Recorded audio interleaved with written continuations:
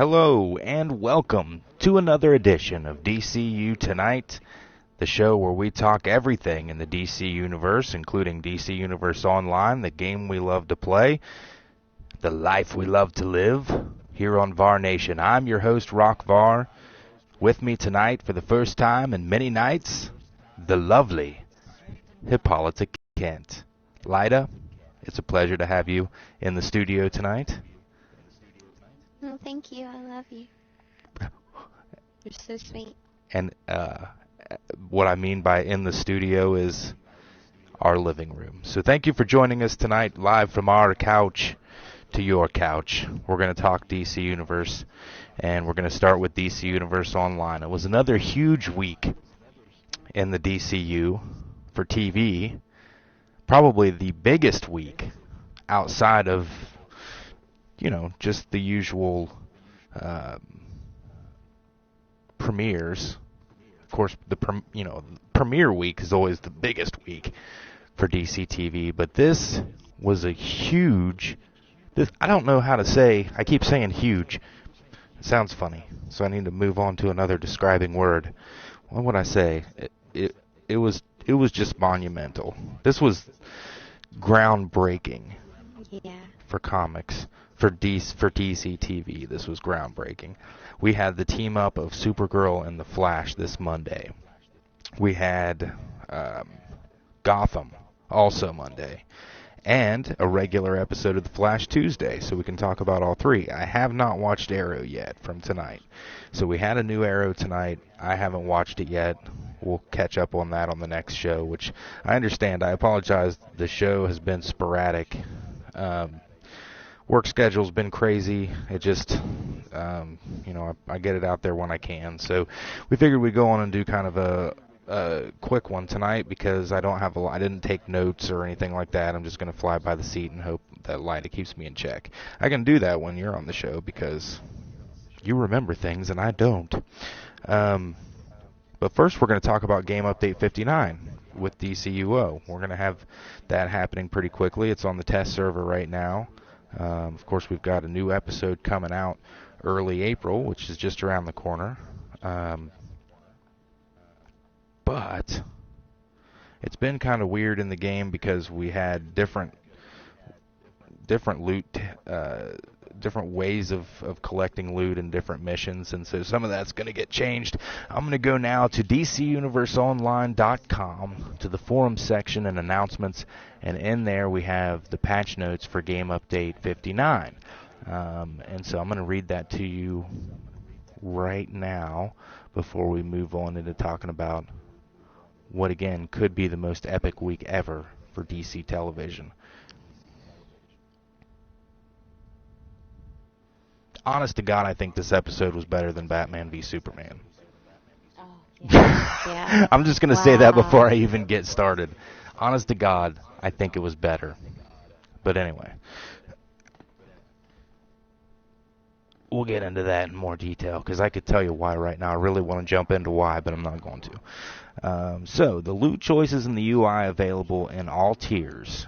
This is coming in Game Update 59 and DCUO. They have extended their loot UI to the earlier tiers of DCUO. Now all solos, duos, alerts, and raids available in the on-duty menu have this feature added. This gives players the opportunity to choose what loot they receive from bosses. Upon defeating a boss, after the main choice has been made, the UI will then display all items received from the KO. So it is just like we have in the higher tiers, and so if you've played there, you know it's a lot better. You're not fighting for loot. I'm not sure if that's going to extend to the unattuned drops, if that means that the drops are now going to be unattuned as opposed to just whatever. That we'll have to find out. We'll have to go to someone who's working on the test server and see, because this is now on PC test. So if you have a PC and you play games on your PC, you can download the test client for free from DCUniverseOnline.com and download the game for free, and you can jump in and test this new content. I walked all the way over here to get a Mountain Dew, and I don't have one. I left it back here. by my seat, apparently. Oh no, I put it in the freezer. Alright, hold on. It's Mountain Dew out of freezer time, because now I have a dew kebab. Not a Duke kebab. A dew kebab. Nope. It's just nice and icy cold, just the way I like it. Tonight's show brought to you by a nice icy cold Mountain Dew directly from my freezer. Not really at all. But it is because it's what's keeping me going here. Alright, the next thing that we'll see in Game Update 59 are tutorial updates. Excuse me.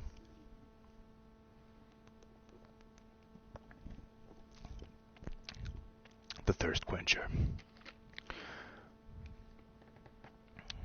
Alright. With Game Update 59, they've also made adjustments to the tutorial instances at the start of the game. Important messaging has been updated to be more clear and more instructional for the player. A full list of improvements and updates are included in the full public notes. You can go and look at all of those if you want to, but essentially it just better describes what's going on. Health and Power, or Halls of Power Part 1, Operation Artifact from the Past, Big Barda and Mantis will now appear in the Necropolis cutscene. In Legends, Modern Batman Legendary Grant. Updated the mission to autocomplete and mail the reward at level 5 instead of level 1. This will help fix players who are falling off the expected mission path. An adjustment to powers. Looks like movement. Swoop attack will no longer cause the camera to jump to a faraway location. For sorcery, they updated a tooltip for offering to reflect that your character's Guardian, Fury, and Watcher pets are the only NPCs that get power over time when it is used. And looks like in the tutorial, again, the important messages will appear much larger on screen and vary in color to coincide with the degrees of immediacy to perform the required action. The overall frequency of system messages has been reduced to avoid spamming the player unnecessarily. Brainiac Sentry models have been changed and now use a wide range of attacks. The Brainiac Guardian model has also changed to make him more epic looking. Okay. I don't know what that means, but apparently probably good. The cinematic at the end of the tutorial now plays immediately after you speak to Superman or Lex Luthor. In the UI, pressing escape while the connecting screen is up should no longer attempt to open the HUD and close the game. And they updated the icon for all tiers of the 10-count catalysts. So there you go. Some good stuff coming in Game Update 59. That is now currently on PC test for DC Universe Online. I encourage you to go read those notes for yourself on the website, and also to play the game if you're on PC, to jump on the test server and help test the game that we love and that you love. So that is the DCUO portion of the show, other than the fact that we're playing it and we'll continue playing it as we do it. And now that we are going to do it, we're going to talk about Supergirl. Do we have Supergirl somewhere in here? I should go and stand by her at the watchtower, but then it'd be distracting for me. There, all the people jumping around and stuff. I guess I'll just go down here and stand. Yeah, I have the bombshells right here. We do have some people in chat, so I'll be going over and checking in with chat here in just a moment. This one will be good enough. This is fitting. We'll stand next to Cherry. But anyway, like I said at the beginning of the show, this week, mostly all about Supergirl. Monday's episode was probably the first, I don't know if it was the first time, but it's, in my opinion, the best time that we've had a crossover like that. So we had two shows on two entirely different channels that came together for one amazing episode, team up, titled World's Finest, and we'll talk about the significance of that in a little bit. But to start with, just know that it was called World's Finest. And actually, at first, I knew that that Monday night was the crossover, but for some reason when we started watching the show, I didn't immediately Supergirl because they did that good of a job. When you mesh two different shows together, you mesh two entirely different styles of writing, of acting, special effects. I mean, so it makes it very difficult or very interesting because now you've got either two special effects teams working together, or you've got Grant Gustafson, or whatever his last name is. I never say it right. You've got the Flash's, the Supergirl's crew trying to do the effects that the Flash's crew normally do.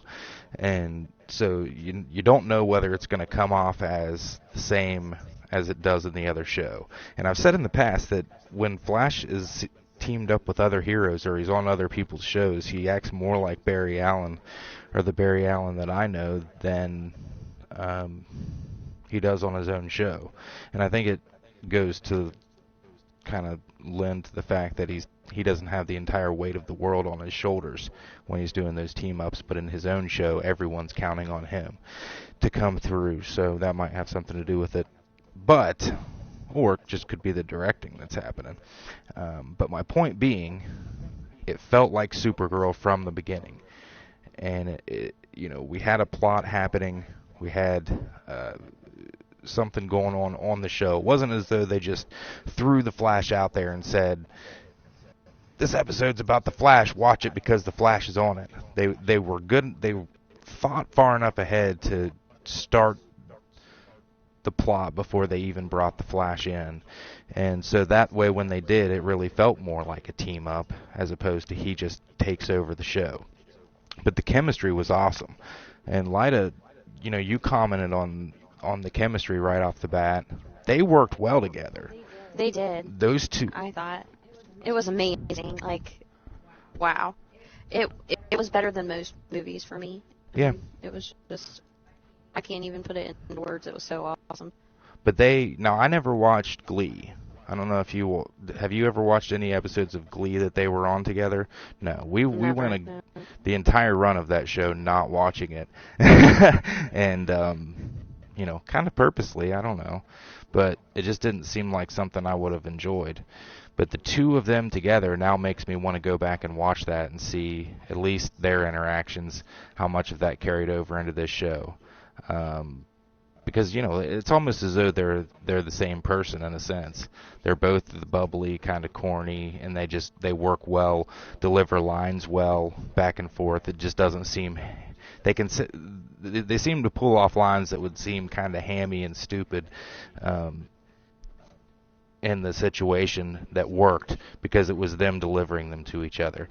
And so that was super cool and went very, very well. I know they couldn't have possibly planned that from the start of both shows, but it couldn't have been better if they did. And then what really, really, really impressed me about it was the way they kept to their characters as far as the special effects. So, when you see Supergirl run, it's different from, when you see her use her speed, it's different from how it looks when the Flash uses his. And Grant just nails the entrances. I loved it. I mean, seriously, I loved every single aspect of this thing. I even cried a couple of times just because it was so, to me, epic and legendary. I mean, and they bring, you get to see the dynamic of Flash and Kara hit it off almost immediately.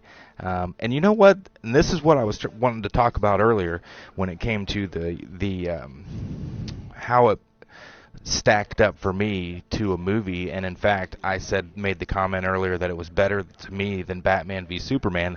This is why it was better to me than Batman v Superman. We had two heroes that met each other in the middle of basically a chaotic moment, and they didn't have a single thought towards fighting each other. Not even a shimmer of an idea in the back of their head that they should fight it out until they figured out who each other were. And that, to me, right there, was the one thing that set this TV show apart from everything that's happening right now in the world of DCU. It is a huge trend in the world of DC Comics right now, and I'm kind of thinking just the world, that when heroes meet each other, they have to kick each other's butts until they figure out who's the bigger, something that I don't want to say on this show. It bothers me to no end that we live in a world where people fight until they figure out who's on the right side.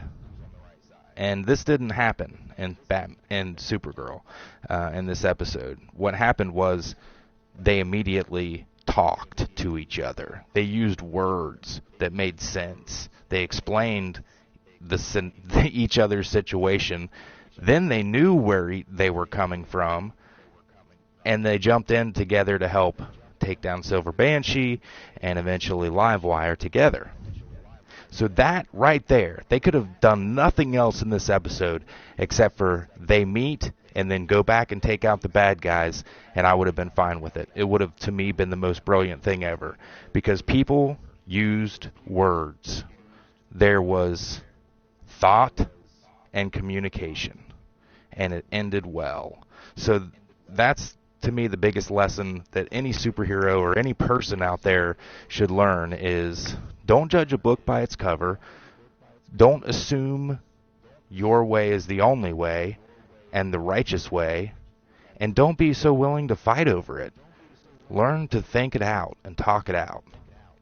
And that's exactly what happened here. So they run into each other. Flash saves Kara. He immediately, almost as he do, rather than just go off and do his own thing and basically flip the bird to everybody else in Supergirl's world and go just do what he had to do, leaving them to think that he was a bad guy and then try to stop him, he explained every aspect of the multiverse to them. In fact, he sat there and went through it on a whiteboard, and now everyone knows what's going on. They're on board with what he's got to accomplish, and they're ready to help. And so that's, again, good writing, provoking thought, and intelligent actions. And that's what we've seen in DCTV, really. I mean, the only show where people where it's just, off the deep end as far as morality is concerned right now is Gotham. Everything else seems to have a good moral hold on what a hero should be and what they should be promoted to be. Gotham's still kind of, Bruce has got to get there. You know what I mean? Right now we're still in the world of Gotham where everything is a chaotic mess. And so that's the only show where we're still kind of seeing that fight or die mentality. But we did not see that in Supergirl. Arrow's gotten to a point, it was only like that in Arrow for a couple episodes before Ollie started fixing his life. But right now, DCTV is probably, to me, sending the best message out of everything, because DC Comics is still kind of doing their thing with reaching out to a different audience and stuff. So it's really exciting to me that we can have at least one, not only one, but now 4 really kind of true to form DC TV shows. So we see now that this is a multiple reality situation. That's another key point that I wanted to discuss, was now that we know that Supergirl's reality is not the same as Barry's, which is the same as Arrow's and is the same as DC's Legends of Tomorrow, we have to wonder, which one of these is ours now? Now that we know that there's a split here and Supergirl and Superman are off in their own world where there is no Barry Allen, there is no Cisco Ramon, there is, they mentioned that he looked up to try and find all these people and they don't exist in that reality. So now we have to figure out which one is Earth 1, and are we Earth 1, or are we in all of this Earth Prime? Because Earth Prime, remember, was the place where Superboy Prime came from, who was the original Clark Kent, who grew up reading comic books about all these heroes, and his powers never manifested until he would be taken to another Earth, because in his universe there were no superheroes.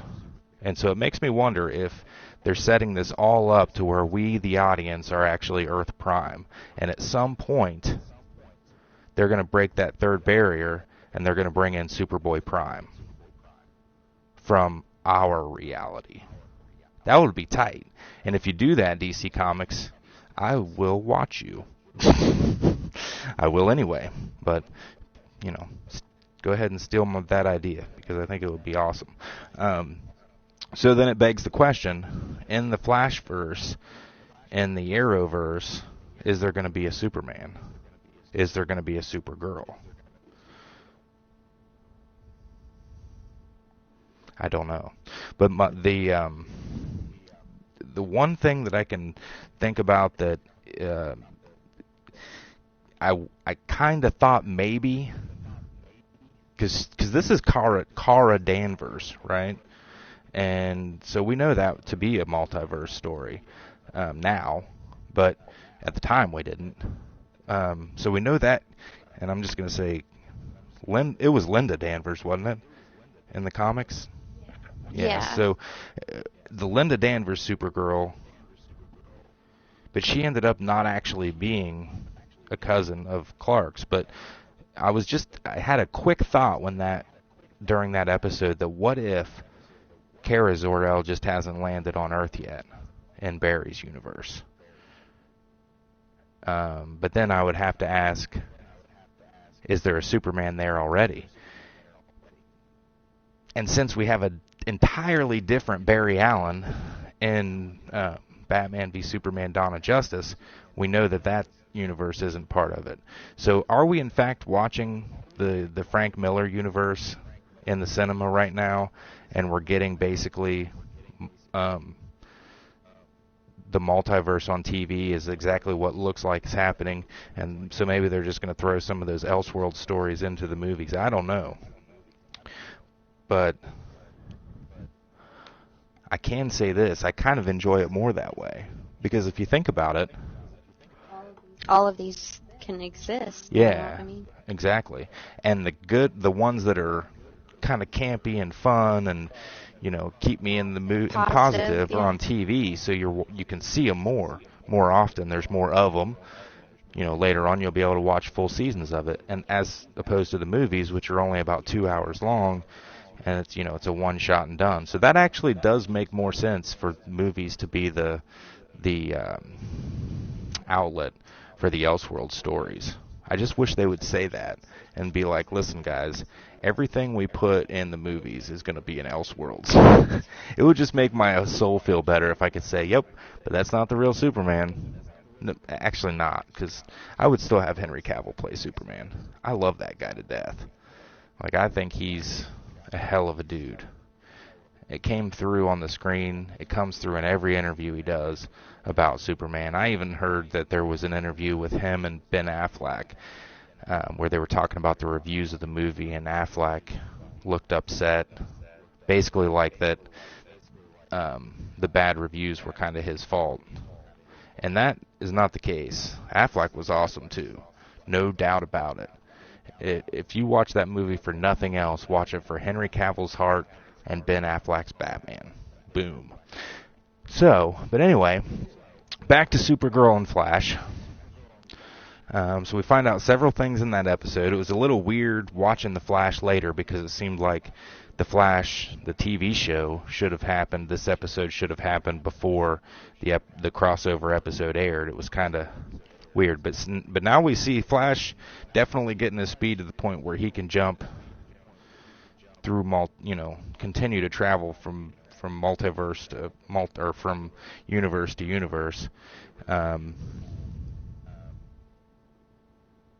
that just opens up the door to a ridiculous amount of ideas as far as shows can be concerned. So I'd like to see more of those crossover episodes, I guess I'm getting at, because we've got DC's Legends of Tomorrow happening, which kind of touches on all of them. And I know we're talking CBS and the CW, which they had a pretty good cut. Not a cut, but Kat kind of slammed the CW. She didn't really slam the CW. The title of the episode is World's Finest. And now I'm going to read the hashtag DCTV secrets about it. I'm sure we'll think of other things to say as we go through. Okay. So we at least have to talk about the kiss. That was painful. So the entire episode, of course, Jimmy's thinking that Barry and Kara have this chemistry going on, and they may have a thing for each other. So he's upset about it. What he really doesn't understand is that Kara's basically, pining for him. And so at the end of the episode, she throws caution to the wind. She gives Jimmy a big old kiss. Looks fairly uncomfortable for both of them. I thought it was amazing. I was just like smiling from ear to ear. I'm like, yes, finally! I'm just teasing. It's just that what happened next, Yeah. because Jimmy was kind of in a trance towards, I'm thinking about mid-kiss, and so that's what I meant when it looked kind of uncomfortable, like he wasn't responding. And she kind of is like, what the hell? But then you realize Jimmy's in a trance. He walks outside, and what do we see?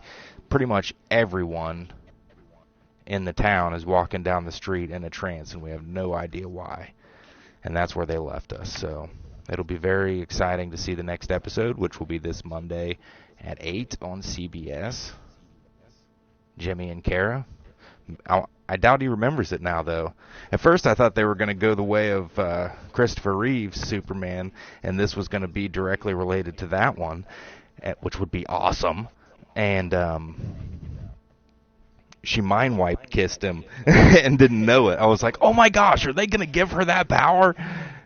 Because we've never seen that again since those movies. And no, that wasn't what it was. But I thought Pied Piper, maybe. But they actually mentioned him in that episode, but it was from Barry's Earth. So I don't know. Anyway, the hashtag DCTV secrets for this week's episode of Supergirl can be found on DCComics.com. I better move my controller here before I lose it. It is true what they say. If you don't use it, you will indeed lose it.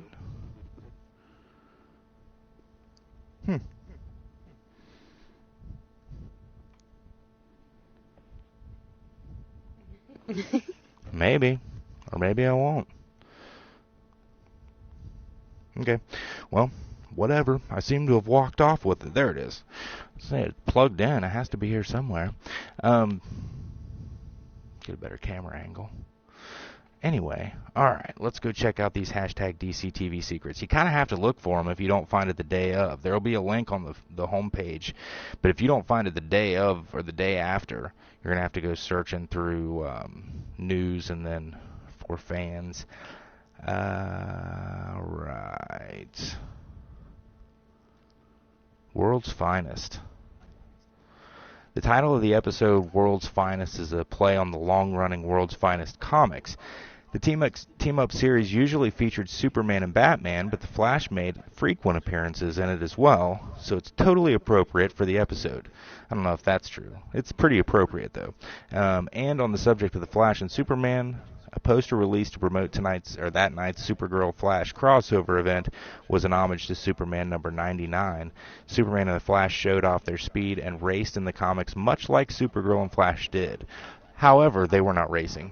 I thought they were going to be kind of testing their speed, but what it was, Barry needed to go faster to be able to, jump into the Speed Force and cross back to his Earth. So he and Supergirl ran together, and then she grabs him and launches him forward. And a really awesome scene. Yeah. But they weren't racing. A terrible parallel to consider. When Barry explains the concept of multiple Earths to his new National City pals, he discusses the difference between them and gives an example of how Earth could be different because of something like the Nazis winning World War II. That actually happened on Earth X, the parallel Earth first appearing in Justice League of America number 107. It saw Germany win the day with Hitler's forces taking over America. The Justice League jumped to Earth X to help Uncle Sam and the Freedom Fighters battle the opposition. Oppression. Either one. It's actually oppression. I think opposition sounds better. Or I just can't read. More recently, Grant Morrison and Jim Lee presented the same scenario on a world called Earth 10 as a part of Morrison's acclaimed Multiversity series, which I have yet to read but intend on doing. Only in this case, the Superman and Justice League of this world called themselves the New Reichsmen and actually fought for the Nazis. Scary. It is scary. Scares me. But I always think of Red Sun Superman when I think of that. They didn't mention that at all.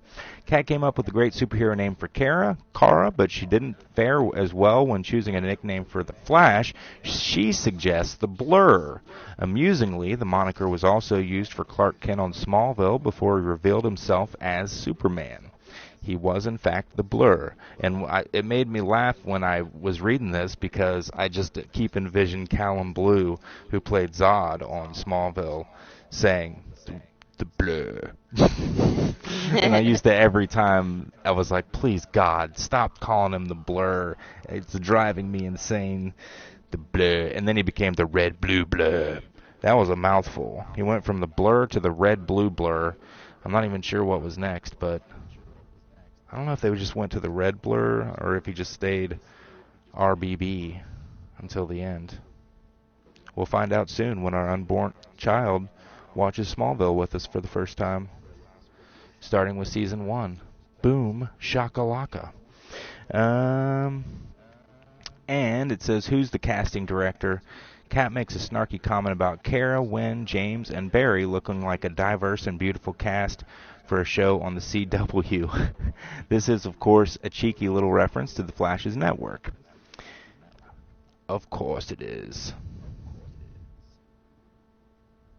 So that's the hash. Thank goodness. Yeah. So, for the CW. yeah, thank God for the CW. You can suck at CBS. Any channel that never had any channel that never had Smallville can suck it. That's how I rate how good a channel is. Did you ever play Smallville? No, then you suck. Sorry, HBO. You can suck it. Anyway, that's it for the hashtag DCTV Secrets of Supergirl, episode 18, World's Finest, which is now available to stream online and probably on CBS.com, which I will now be banned from. Moving on to this episode. I love Supergirl. Please don't. I hope. Yeah. CBS. Whatever. Yeah. I have no love for Warner Brothers either, so it's not as though. Oh my That's gosh. another story. No, just. You're being a potty mouth. just the movie portion of it. I love the television. I love the CW and the WB before that. What was it before that? I don't know. Just something 53. Goodness, Was the some? I don't even know. There was a frog on there that sang. So then we're moving on to the Flash, or I guess we could do Gotham next. Gotham was, again, I don't even know how to say it was eventful because it really wasn't. The only thing to me that's eventful, or that can happen that's eventful in Gotham, is setting up the story of someone.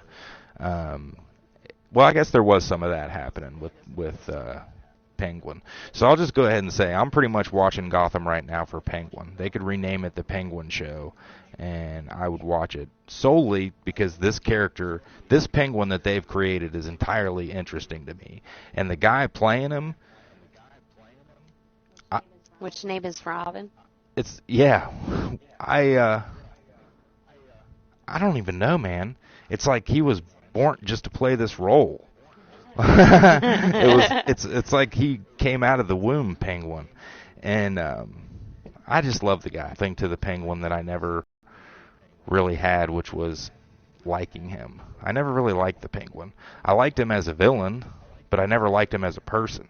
I like this guy as a person. He's got demons. He's trying to do good. He wants to be good.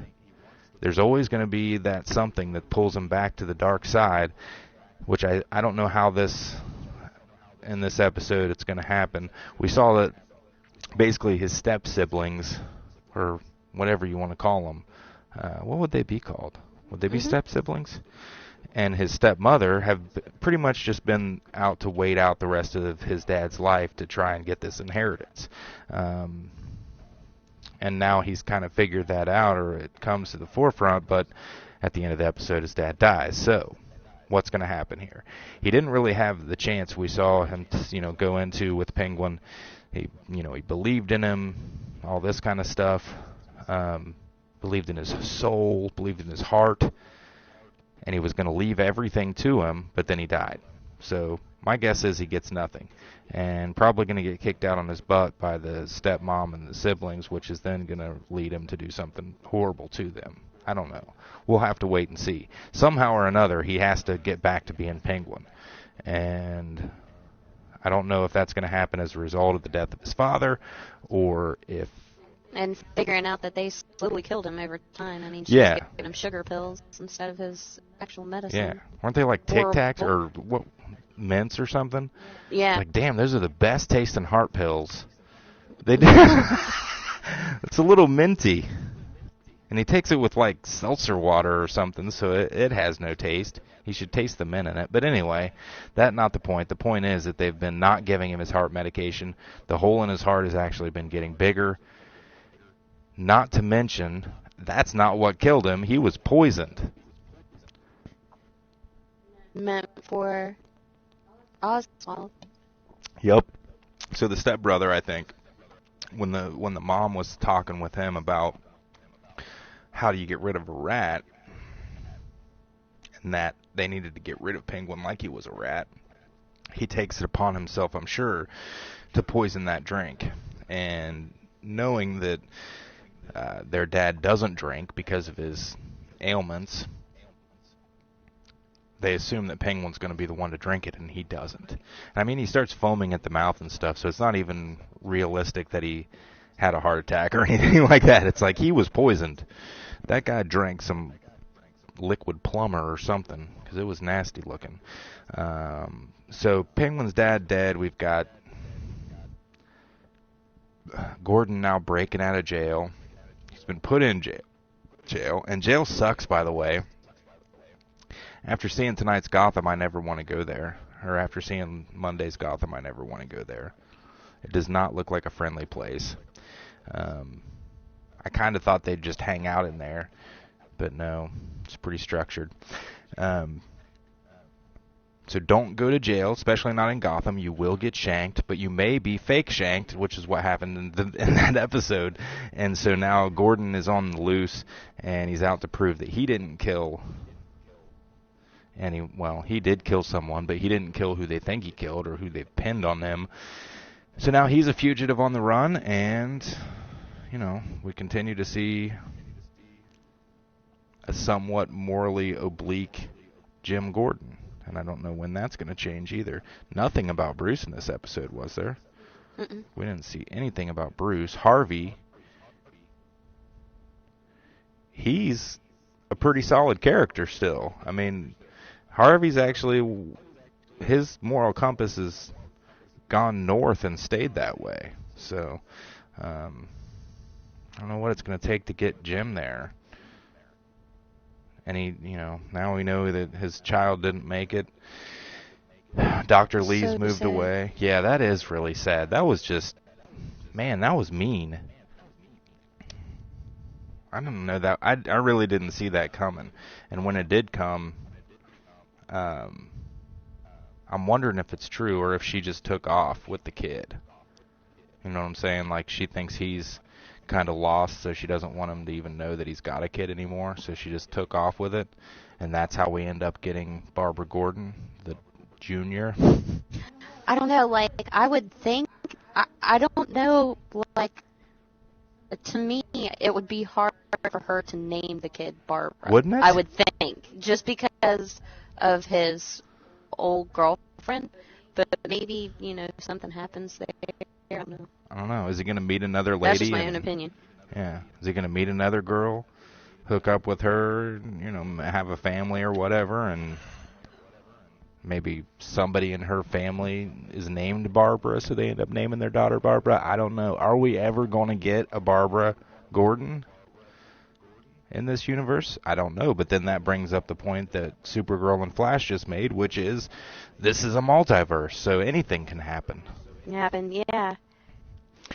This is just one story of how Bruce Wayne came to be, and so far it's a pretty interesting one. So I'm continuing to enjoy the Gotham. We'll go over and read the hashtag DCTV secrets for Gotham this week, and that again at DCComics.com. Tonight, this episode had the Warden's hired gun, inmate Weaver, mention that his brother was a member of the Red Hood gang.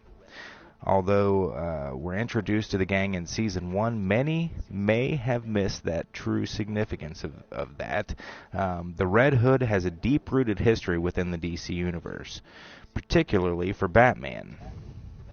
I thought only for Batman, but making his comic book debut in the Detective Comics number 168, the Red Hood was a criminal who wore a red domed mask with a matching red cape. A failed attempt to rob a chemical plant left him cornered by Batman. With no other options, the Red Hood leapt into a vat of acid and swam to freedom. The acid left him permanently disfigured. His new appearance of green hair, white skin, and red lips drove him insane and ultimately turned him into Batman's greatest foe, the Joker. Which is just one version of it. In 1988, Alan Moore wrote what is widely considered one of the greatest Joker stories, The Killing Joke. In it, Moore added a slight tweak to the Red Hood's origin story, making him a struggling stand-up comedian and former chemical plant employee who is desperate to make a better life for his pregnant wife. Agreeing to help lead the Red Hood gang through the chemical plant in order to rob the neighboring card factory, he is cornered by Batman. In a panic, he leaps into the vat of acid, and the rest is history. Over the years, the Red Hood moniker has been used a number of different times within the various Batman titles. One of the more notable instances was Jason Todd, the former Robin, who was killed by Joker and resurrected by Talia al Ghul, donning a red mask and setting out on a mission to kill the Joker, as well as Batman for not avenging his death. Jason's one-man mission of violent vengeance has made him a fan favorite. Why does that make you a fan favorite? I don't know. But I love Jason Todd, don't get me wrong. I love the character. I love what they've done to him most recently. But yeah, Violent Rampage is really not what made me like him. Scott Snyder and Greg Capullo's 0 Year was the first time we encountered the Red Hood gang in the New 52, led by a man wearing the same domed mask and cape as the original Red Hood from Detective Comics number 168. They're the first challenge Bruce Wayne faces on his road to becoming Batman. Getting past them would prove to be very difficult for the young Bat in training, and once again seems to result in the birth of his most infamous foe. So, there's the hashtag DCTV secrets for this week's episode of Gotham. And if you see something that isn't mentioned on here, these DCTV secrets have been a little light recently. But then again, there are a lot of things in these episodes that are not really secretive, that are super cool. So we could sit here and talk about nods to the comics all day long because they're all over the place because it's a TV show about the comic, or based on. But if you see a DC TV secret that no one is talking about or that you didn't hear mentioned on DCComics.com, you can go to Twitter and tweet with the hashtag DCTV secrets, and you may see it show up on the website, or you may hear it show up on this show. I don't know. Not that that's a big thing, but it's kind of cool for me to be able to say that. We'll move back over to our Donna Justice stuff here for the rest of the...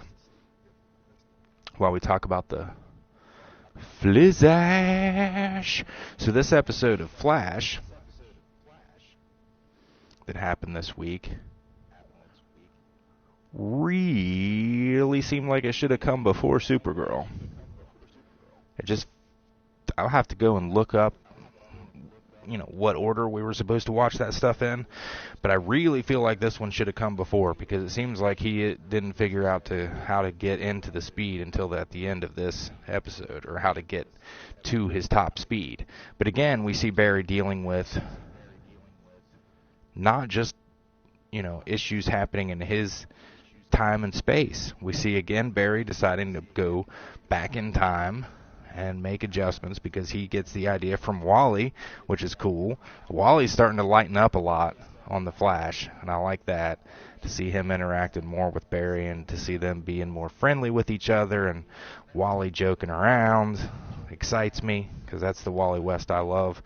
But he figures out that in order to work on Doug is the original Eobard Thawne, the Professor Zoom, or the, what do they call him, Reverse Flash in this,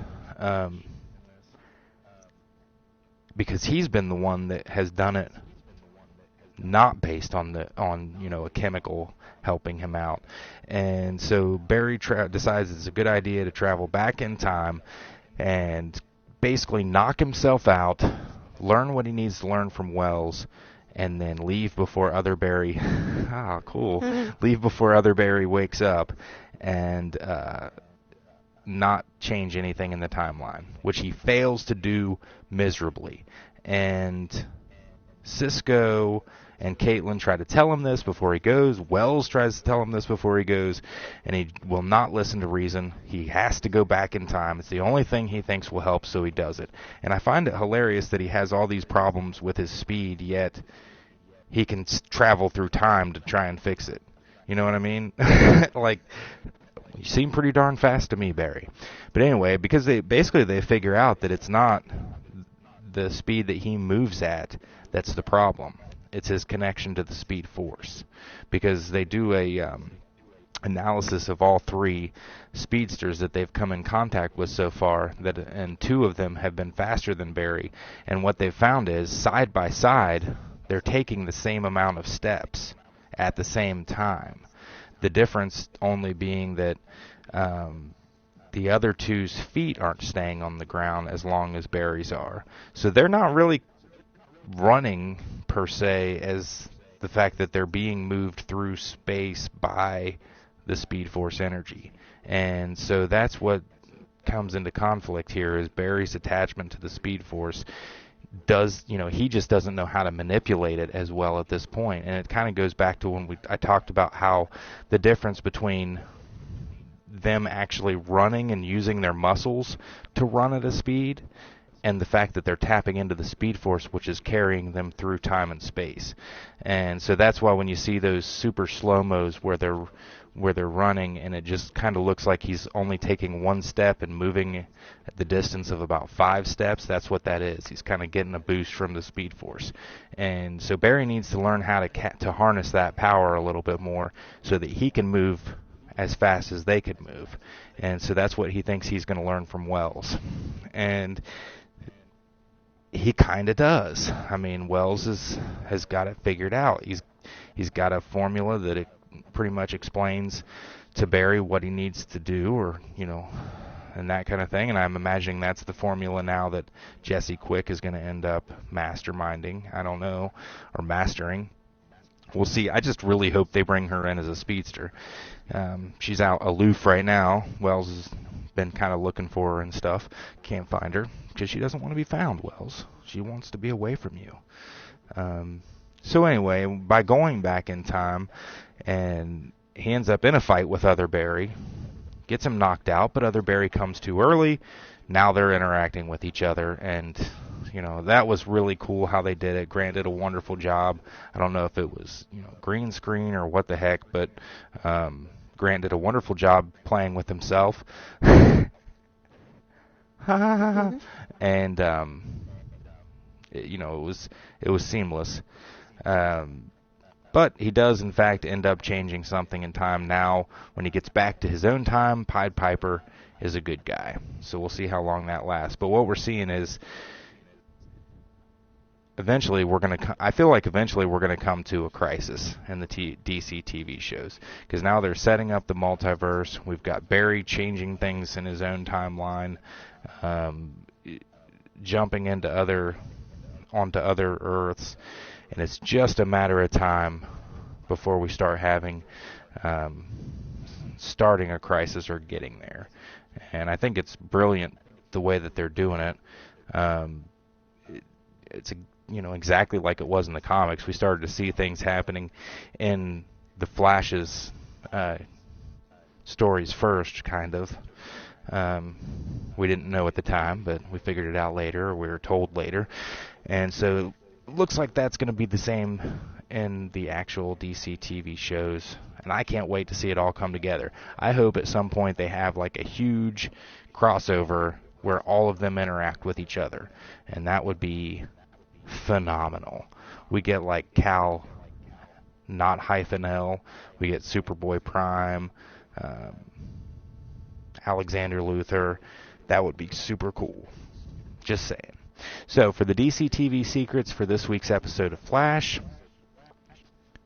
not a whole lot really, but that's okay because it's already been a super long show.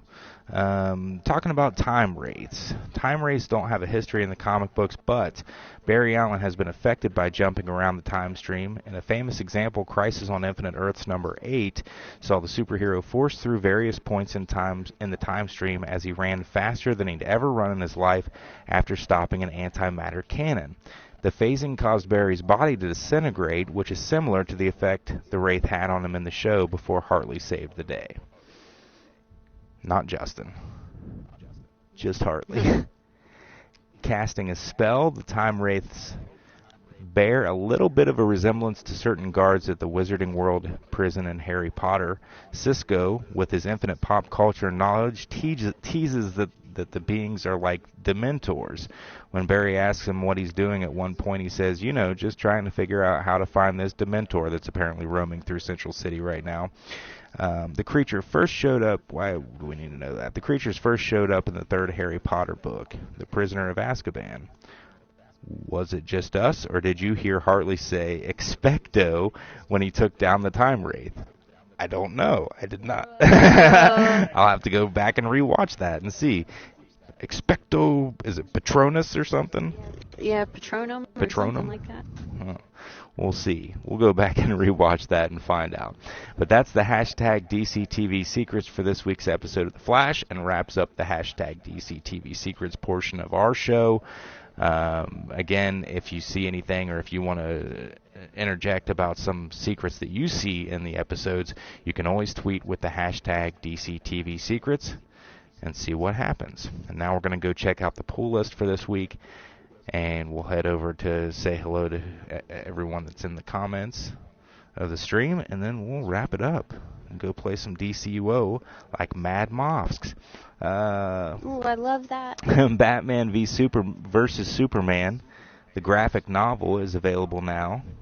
Batman the Dark Knight Saga Deluxe Edition, also available now. And Superman Batman Volume 1.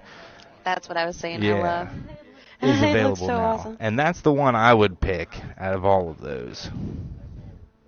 Superman Batman Volume 1. Are they going to get Supergirl in that one, or is it the next volume? I can't remember. It's been so long, but it starts on that path. So. Yeah. You're going to see some phenomenal. That's to me one of the best comics. Next to all the rest. They don't have the pool list out here. That was not the normal pool list. It's just Batman v Superman past battles. So maybe that is just what they're going to go with for this week's pool list. I don't know, but that's that. So anyway, we'll go hop on over to YouTube here and say hello to the folks who've been hanging out in the chat, and we'll go about getting our night underway here, because it is about DCUO time. And I want to thank everyone who has subscribed to the channel. We are so close right now to having 150 subscribers on VAR Nation. Right now we're sitting at 149 subscribers. Woo-hoo. It's been the greatest year ever. I'll just say that. We started really working on the channel about a year ago. And we had at that point just a couple, like 2 or 3 subscribers. And so, everyone that has subscribed and showed support for the channel and for us, we love you guys. It's been awesome. If we never do anything else, our dreams have come true. Alright, so Dark Demon, hello buddy. Thank you, I appreciate that you love my look. Thank you for joining the stream. Jay Moore, Dan the Wolf. A pleasure to have you guys on as always. Dan the Wolf has really been a regular. Well, Dark's been on since the beginning with us, so, I mean. Oh, that's a good question. What was the question? Any updates on the fourth color? No, so I haven't gotten any. Dan, no, I don't know anything about when that fourth color palette is coming. I really want to see it. Sometime. Yeah, hopefully like Yeah. nowish would be nice, because I could really use that. I know everyone could. It's one of the... You're in a raid again.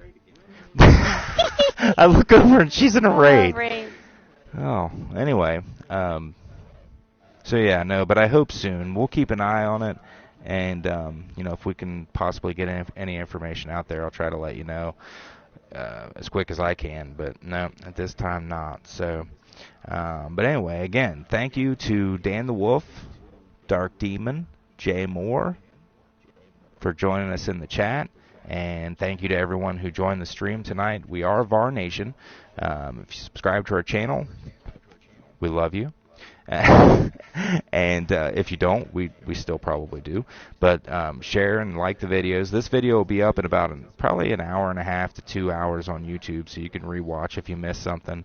And then eventually the edited version. I used to just be like, the edited version will be up by tomorrow, but now it's like, eventually the edited version will be up, because I only have so much off time and I want to play the game.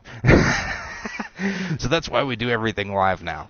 But anyway, it has been DCU Tonight. If you want to find out when the show will air, follow our Twitter account at @var_nation, and we'll typically tweet when we go live.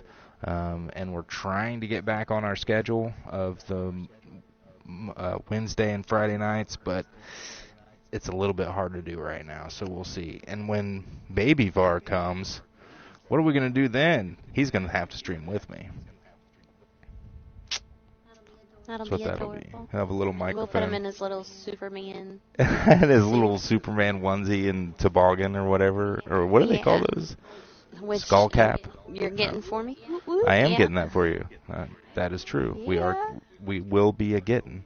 Thank you to the back in action, at least this time.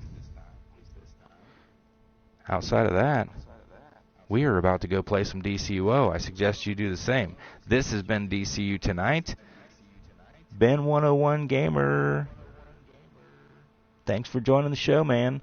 Batman v Superman. It can go both ways. I'm going to do a review on it, so I'll get it up there. We'll talk about it more in another stream. But for tonight, thank you all for joining the stream. We will see you soon. For Apollo Kent, this is Rock VAR saying peace out.